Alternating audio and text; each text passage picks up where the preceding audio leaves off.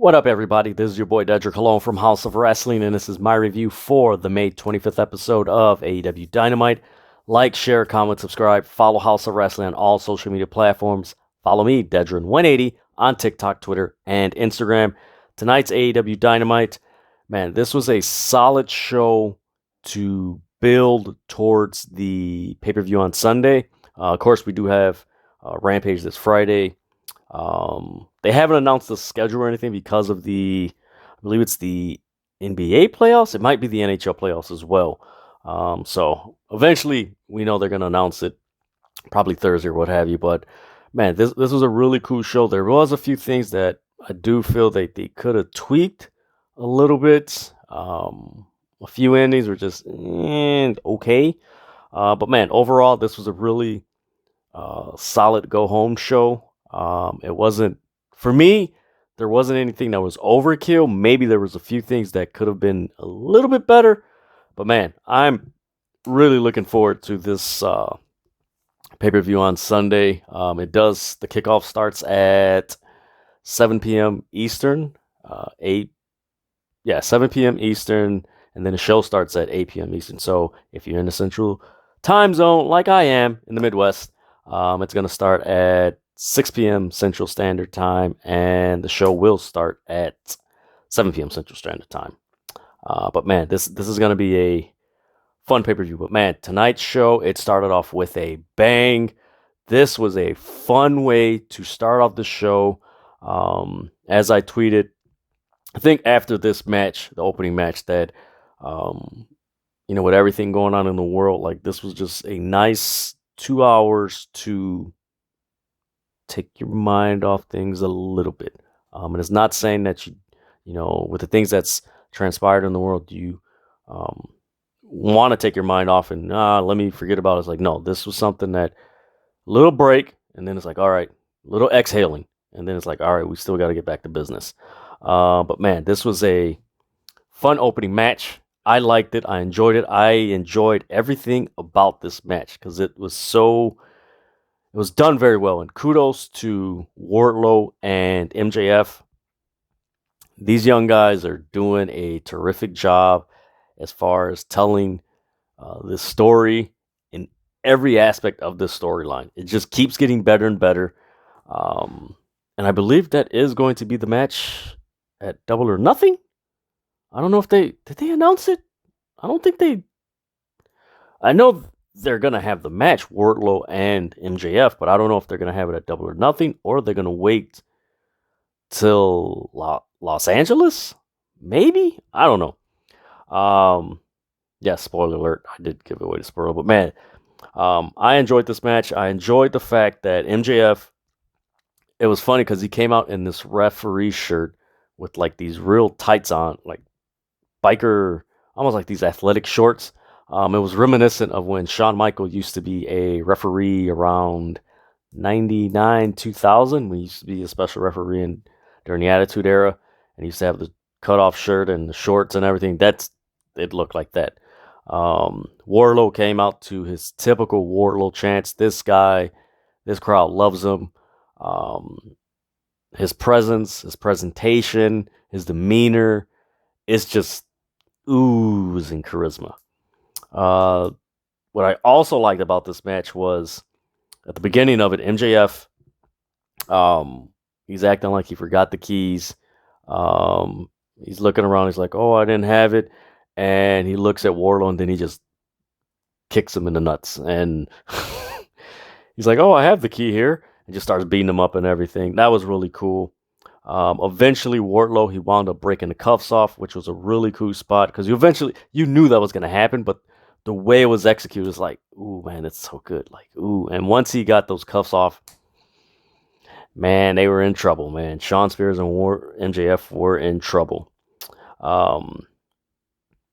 Then there was a part of the match, place in the match where Shawn Spears, he grabbed a chair, and granted, you could kind of see it coming, but it was cool in the execution, and it was fun because throughout this whole time, there hasn't been any mishaps like this as they have been building this Wardlow MJF match.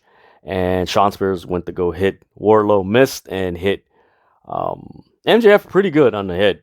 I wish he would have put his hands up and everything, but man, he took a shot. In the end, Wardlow wound up doing the Powerbomb Symphony, wound up pinning Shawn Spears. Of course, MJF was out, so another ref came in. He pinned him. He celebrated. So Wardlow will face MJF. I don't think they announced it on Dynamite. For those of you who are watching, they're going to watch this review. Let me know if that's the case, if they did do that. But it was, man, this was fun. He was celebrating on top of the cage, which was a nice visual. If you see that picture and you watch that moment, man, it was so cool. As he came down, he wound up. I think it was actually no. I think he. It was before he went up to the cage, but man, he beat the hell out of the damn security. Like, I don't know why this security team continues to stop Wardlow, because he just beats the hell out of him every week, which is funny. Because oh, we can do it, and he beats one guy and another guy. Oh, I can do it, and it's just a line of people that just get beat and everything. It's hilarious. But so yeah, we will get that MJF Wardlow match. Don't know if it's going to be at Double or Nothing. I doubt it, because there's going to be 1, 2, 3, 4, 5, 6. We're going to get the Samoa Joe Adam Cole match. We're going to get the Britt Baker Ruby Soho match. So that's 8 matches. Maybe we might get it 8, 9 matches. That's a lot of matches. I hope they have an intermission, because man, that's one thing that these matches are good, but man, let the crowd breathe and get into it. Then we get a backstage segment with Jericho Appreciation Society. They're talking their crap and everything, and they just come up on this poor guy that's guy's headset on and everything, looks at him, and Jericho just throws a fireball at him. He's like, yes, I throw fireballs because I'm the wizard. And it's like, all right, whatever. You're still going to get your ass kicked by Blackpool Combat Club and Kingston and Santana and Ortiz. Then we go to the in-ring confrontation between CM Punk and Hangman Page. This was a really cool moment. I like this. What I liked was you got this dichotomy of an AEW original and CM Punk representing the incoming free agents and everything. So you have this dichotomy, which I don't know, AEW, maybe they could go there. Should they go there? 50-50. But I don't know, man. You got these AEW originals, and you got all these guys coming in, and that could be a storyline that organically could happen, that could be something that, I don't know, some good stuff. For me personally, I wouldn't mind it. I know when we've had storylines like that, it kind of goes haywire, but this one, if it's done right and pacefully, it can be really good. So we get this conversation between CM Punk and Hangman Page. Hangman Page says he's been waiting for months. Punk, he responds, why are you taking it so personal? It's just business for me. Hangman Page replies, I pity you. I have no respect. You have no idea what it is to be a champion. You've shown the opposite of what it is to be a wrestler in AEW. There's a line, I like the line that Hangman Page used in this, and I'm not going to be defending the AEW world title from you. I'm going to be defending AEW from you. So Hangman Page is giving this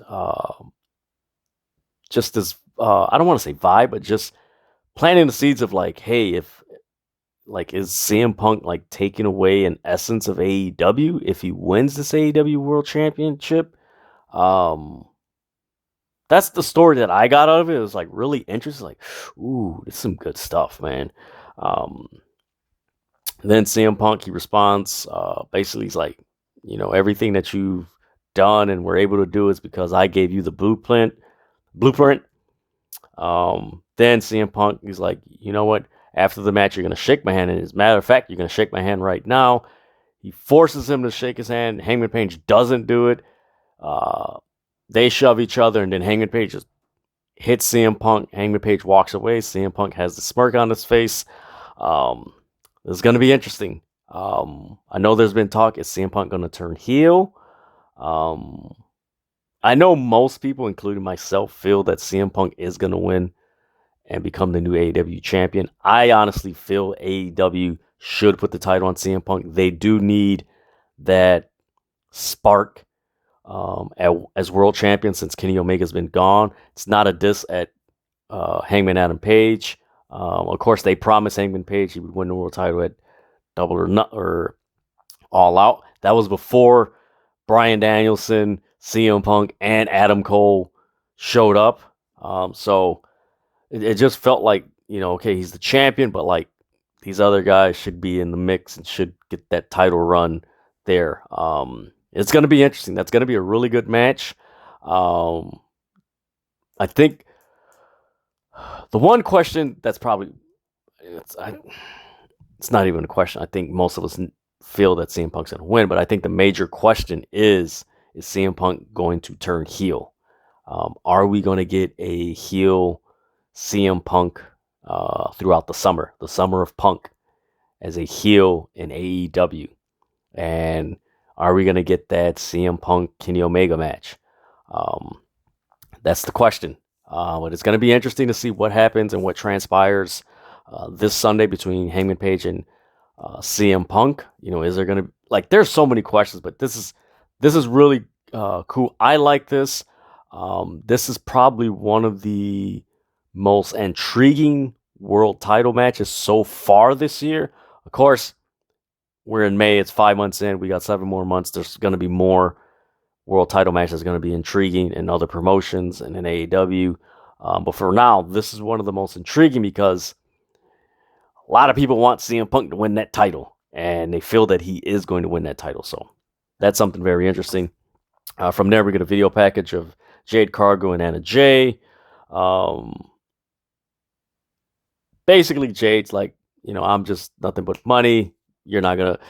It was a quick promo and everything. I do wish during this first hour that they would have spaced out a lot of the women's segments that they put in the second hour. Again, I'm going to mention this. There has still been very little women's matches that have been the opening match or the second match. It's fell into the third and most cases the fourth match on Dynamite when there's at least 6 matches or so. I just wish they would improve that because you're starting to get you have a lot of women on your roster that are talented, but people want to invest in them, but you're putting them at a spot where it's just like, okay, well, why should I invest? And by that time, a lot of the momentum's been built up, and it's like, all right, let me take a break, and you kind of subtly put them at a break point where people are taking a break or what have you. That's just how I come across. I could be wrong. All right, it's just my opinion, how I see it, just how I see how it's being presented. They still need improvement on this women's division. You have a lot of talent, but it's the way it's being presented and executed is just could be a little bit better. Then we get the match between Private Party and Moxley and Kingston. This was a typical match, squash match with Private Party where they get their offense in, drop kicks, dives, counters, and everything, and eventually Moxley and Kingston put them in submission holds and they tap out. But then, and this is what was interesting and funny about this match, you had William Regal on commentary and you had Chris Jericho on commentary with the Jericho Appreciation Society. William Regal and Chris Jericho on commentary is freaking hilarious. Oh my God. There was one line where Chris Jericho was like, yeah, I'm a very good wrestler, and you should know that, William Regal. And Regal responds, I don't know that. So, yeah, I don't know that you're a good wrestler. That's why I never said you were a good wrestler. It's like, oh, man, that was so good. But then after the match, you get Jericho Appreciation Society. They come attacking Moxley and Kingston. Then you get Bryan Danielson, Santana and Ortiz. They come in. So you get this big melee and fight throughout the ring and every ringside, in the ring, everything. It was a really cool visual. I liked it. I enjoyed it. And then they attacked Bryan Danielson, his leg. Of course, on Rampage, it was recorded and released from spectators there also that Bryan Danielson had his leg trapped in the ramp area and his leg was kind of stuck and sore. He was limping. So that was what was the case. But man, that was a really cool segment. I liked it. It didn't overkill anything where, we're going to go through this, and they didn't do it too long. It was just the right amount of time to just boom, have this, boom, go to the next thing. Then we get a video package. The Owen Hart, the remaining Owen Hart participants in the men's and women's tournaments. Britt Baker's said a few things. Tony Storm, Kyle O'Reilly, Samoa Joe, basically building up to their matches on this episode of Dynamite. Both winners go into the finals. Britt Baker and the winner of Britt Baker and Tony Storm moves on to face Ruby Soho in the finals, and the winner of the Samoa Joe Kyle O'Reilly match moves on to face Adam Cole in the match, which is really exciting. Then we get a match between Roppongi Vice and FTR. Cool thing about this match, Caprice Coleman was on commentary, and he got the, oh my God. Yes, he got that in. I love it. I hope they use Caprice Coleman more on Dynamite. He sounded fluid. He sounded perfect. Him and Ian Riccaboni are, man, they're so perfect. One thing about this episode of Dynamite, and I'll include it now because it's kind of a reoccurring thing that they really should try to minimize, is, and I tweeted this, that for me, it's not entertaining and informative listening to Excalibur like just speed read all the info and matches and everything, because it's just like, what did he just say? There's 3 commentators. Use the 3 commentators. Granted, JR, he kind of stumbles on commentary, but hey, that's, it happens. But you have Tony Schiavone and Excalibur, like, that should be a lot cleaner and a lot better. Like, the way Excalibur goes through these matches and this information, it sounds like something you would watch on a commercial where at the end of the commercial, it's like, no, that's not how it should be on a live broadcast, especially if you're promoting an event. It's not really entertaining. But getting back to this Roppongi Vice and FTR match. So, in the middle of this match, I did not expect it. You had members of the United Empire, yes, New Japan Pro Wrestling's faction, the United Empire, which is headed by Will Ospreay. You had Jeff Cobb and Great-O-Khan attacking all members, and they just laid them out. Jeff Cobb did that finisher he does is magnificent, man. Wound up doing his signature move. That was a surprise. I did not expect that, so you can tell that this might be a match that we see at Forbidden Door. FTR, Roppongi Vice, and the United Empire, Great-O-Khan and Jeff Cobb. I'm all for it. That was cool. This segment, I liked it because it was it was one of those things you did not expect. You're just like, oh, wait a minute, what did Jeff Cobb and Great-O-Khan? I mean, what? And the crowd ate it up too. It's like, whoa, okay.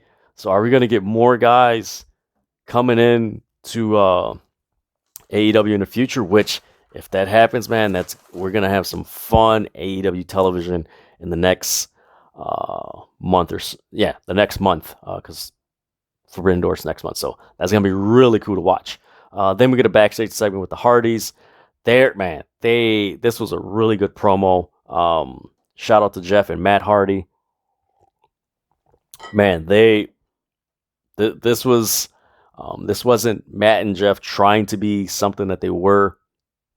20 years ago. This was Matt and Jeff, being, hey, everything we've accumulated and accomplished in the last 20 years, we're that tag team, and guess what? We're going to accomplish more in this final run. I like this promo. Jeff mentions, man, this is my clean slate. There's no one going back. This final run of the Hardys. The Hardys, refer to the Young Bucks again as Hardy Boy cosplay. Matt Hardy mentioned like we're middle-aged extreme.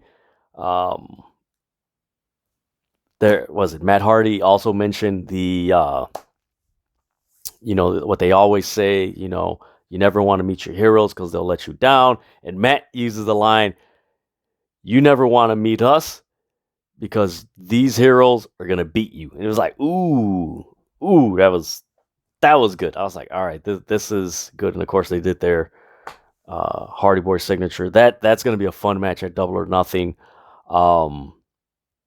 Will it be similar to their match in 2017, right before they went to WWE, and they debuted at WrestleMania?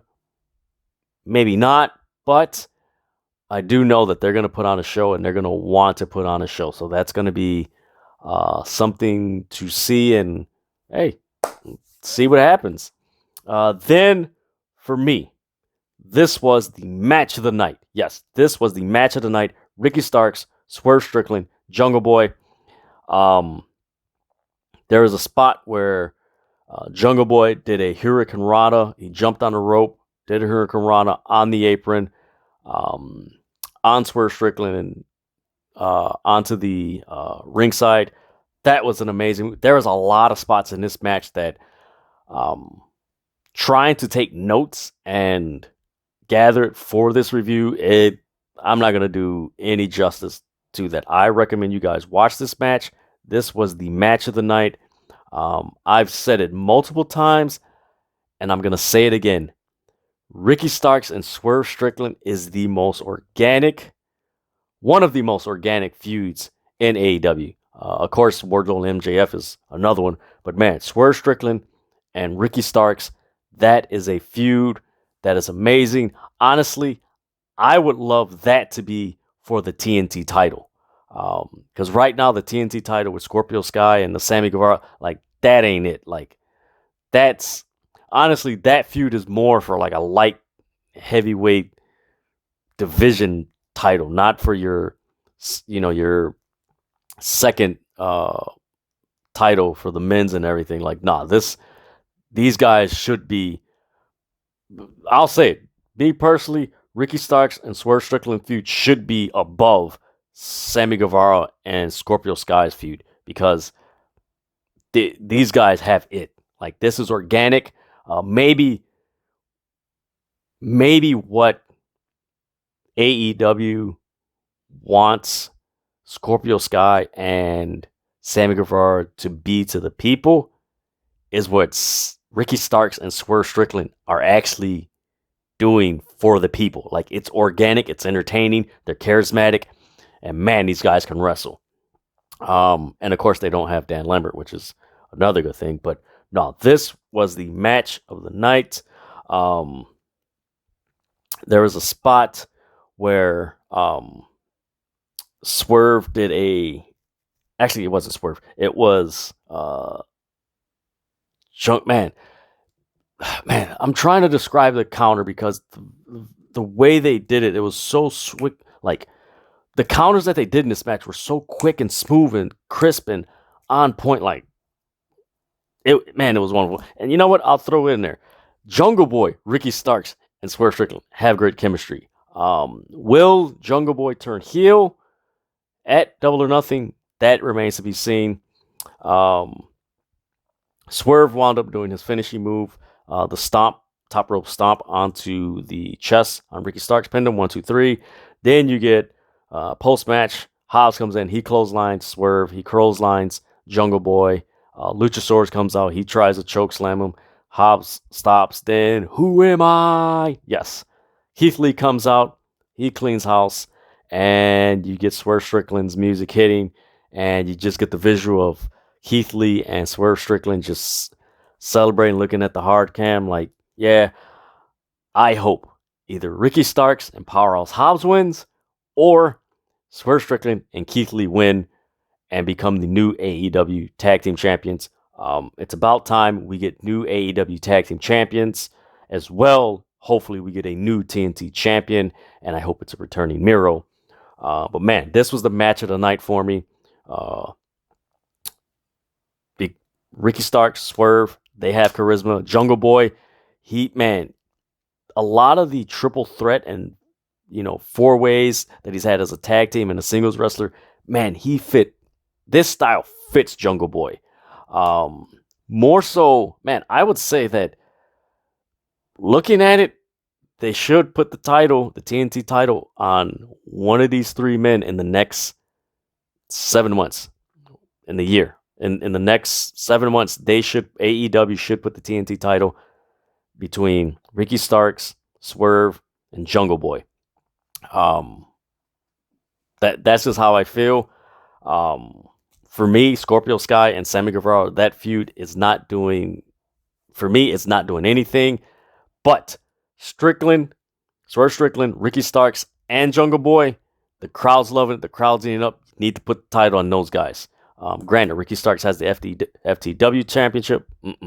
These guys need the TNT title, because let's say Miro does come back and he gets the TNT title. You put Ricky Starks against Miro. You put Swerve Strickland against Miro. You put Jungle Boy against Miro. That's going to be pretty interesting. Hey, you put Miro versus Keith Lee. You put Miro versus Powerhouse Hobbs.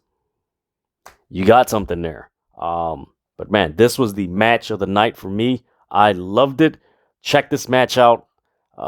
Ricky Starks, Swerve Strickland, and Jungle Boy. You will be entertained, man. Watch that match. Then we get a video package, ironically, of Scorpio Sky, Dan Lambert, and Ethan Page. Dan Lambert says on Rampage, we're going to get a presentation of the new custom TNT title. Probably going to be in Lakers colors, because Scorpio Sky is from LA, which would be pretty cool. That was basically it. Like I said, I'm really not feeling the Scorpio Sky Sammy Guevara feud. It's just so dry and bland. It's probably one of the few things that AEW has done in a while where it's felt forced and not organic, and just okay, ooh, this is interesting. It just doesn't, it ain't clicking with me. And I don't know. Let me know what you guys think. Is the Sammy Guevara Scorpio Sky feud clicking with you? Comment below. But man, it's just not doing it for me. Then we get, and this is something I'm glad a few people on Twitter noticed. So this is around the 8:10, 8:15, 8:20 mark. So between 8:20 and I want to say around 8:45, you get a bulk of the women's segment on the show during this time. And honestly, I wish they would have spaced this out. You could have had Thunder Rosa's promo in the first hour. You could have had Red Velvet's promo somewhere in between, transitioning to the second hour. And then you could have the Britt Baker promo, or the Britt Baker Toni Storm match, where it is. So just issues like that, just clean up a little bit. But I'm going to say this. Thunder Rosa's promo was one of the best promos she's given in AEW ever. Yes, ever. This was a fiery, punctual, no-nonsense promo. It wasn't too long. It was just the right timing. And everything she said came across like she is going to beat the hell out of Serena Deeb at Double or Nothing. She sold this match. She sold it. She sold herself. She sold Serena Deeb. She sold the importance of the AEW Women's Championship. I wish we would have gotten this the past several weeks, but thankfully we got it tonight. Kudos to Thunder Rosa. I love that promo. She told Serena Deeb, hey, I don't look up to you. And on Sunday, you're going to get La Mera La Mera. I'm looking forward to it. Thunder Rosa is one of my favorite wrestlers in AEW. It's going to be a good match. That's going to be a good one. Then we get a backstage segment with Red Velvet. And she's like, I should have won the match against Chris Statlander. Ruby Soho comes in. She's like, oh, I thought you were talking about something. And she hands Ruby Soho a book. She's like, well, you know, Chris Statlander's injured and this. You should read it. Not a bad backstage segment. It's building up a little bit of the match and everything. So, hey, we'll see. Then we have Britt Baker versus Toni Storm.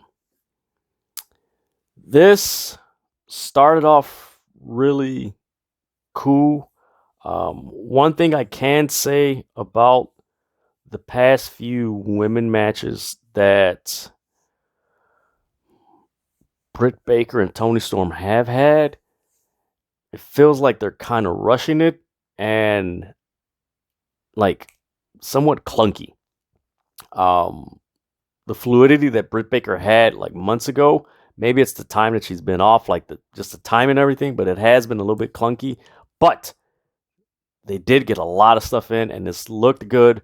Again, I wish this match would have been at least earlier. Maybe the booking, they wanted to have the match, the two Owen Hart matches at the end of the show, but like if it was spaced out, it would have made a little bit better, because it would have like, oh, this is a women's match, wait for the men's match. And they just had it back to back, and it just, I don't know, it just really didn't like, I don't know, it's just something really weird with it. So you had Britt Baker, as she's coming out, she calls off Jamie Hayter and Rebel. And at that moment, I'm thinking, oh, okay, one of these, like, they're going to cost Britt the match. No, that did not happen. Of course, during this match, you had Loud DMD, Tony Chance. Then Jamie Hayter comes to ringside. And at that moment, I'm like, okay, she's going to cost Britt the match. She's getting tired of her, blah, blah, blah. And the way this was executed was very clunky. Like the roll up and everything. And there was a part where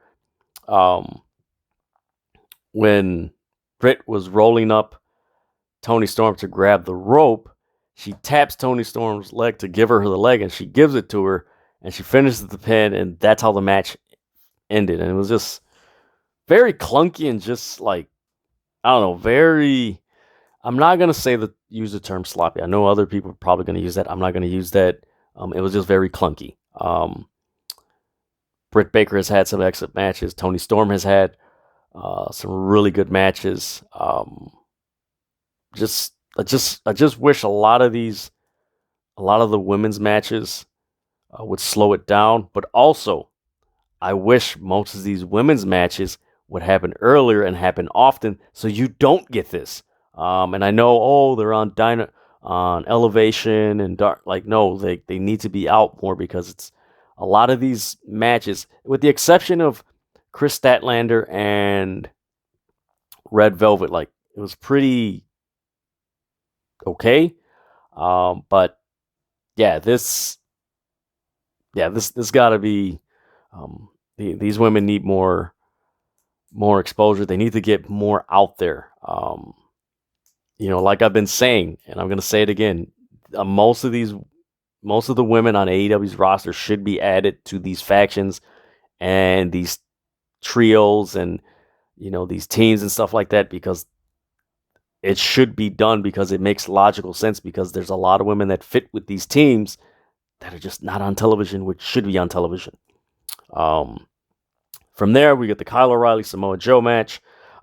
This match felt like an NXT match. Of course, both guys were from NXT, but it's funny whenever I see two guys that used to wrestle in NXT and they're wrestling each other in AEW, I just right away, it's like NXT TakeOver. It just comes to my mind. But man, this was a really good match. Of course, there was Joe Chance.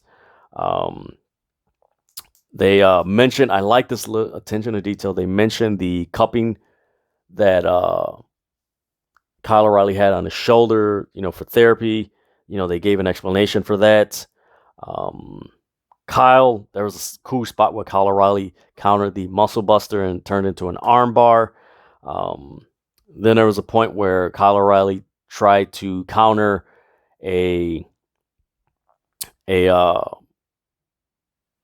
as Samoa Joe was trying to grab him. Samoa Joe actually countered that into a sleeper hold, and he tapped out.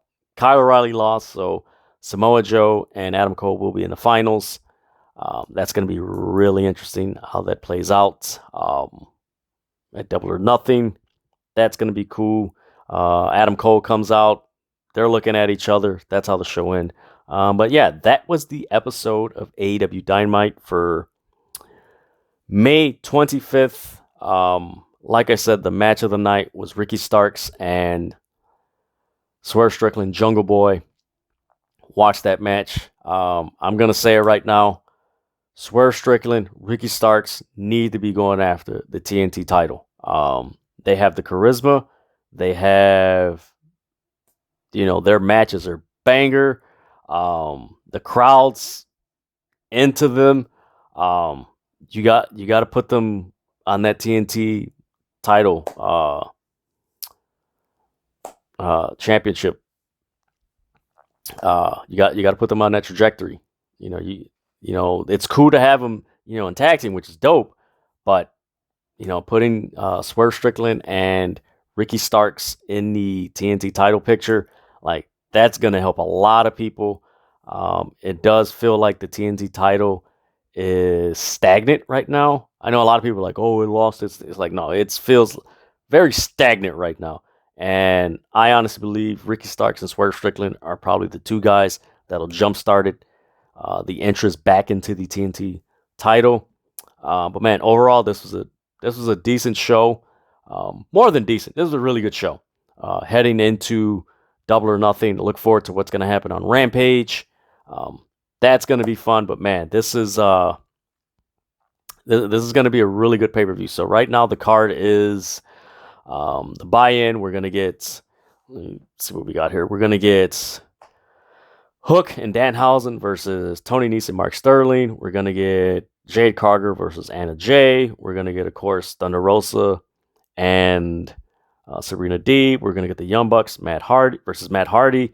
We're going to get the trios match between Death Triangle and House of Black. We're going to get the Blackpool Combat Club, Santana and Ortiz and Kingston versus the Jericho Appreciation Society. I can't remember. It's like a Falls Count Anywhere match or something like that.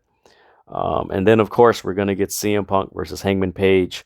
Going to be a really good pay-per-view. Probably 3.5 hours, but I'm looking forward to it.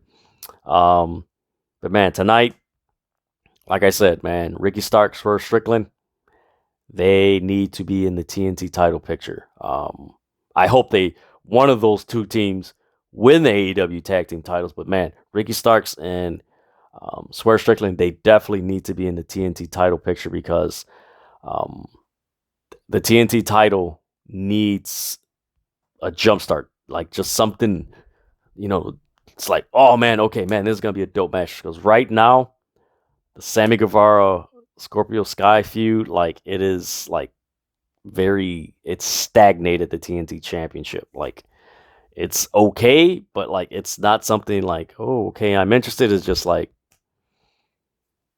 all right. But that is my review for AEW Dynamite on May 25th. Like, share, comment, subscribe, follow House of Wrestling on all social media platforms. Follow me, Dedrian180, on TikTok, Twitter, and Instagram. Like this video on YouTube. And like I always say, stop fighting over wrestling, especially with everything that's going on in the world. We got more important things to focus on instead of my opinion or, this opinion versus this opinion, and I'm going to tear you down and no, your opinion's stupid. No, we don't need that. Enjoy all the wrestling promotions, be entertained by it, and relax, and just enjoy professional wrestling. All right. With that, I'm out.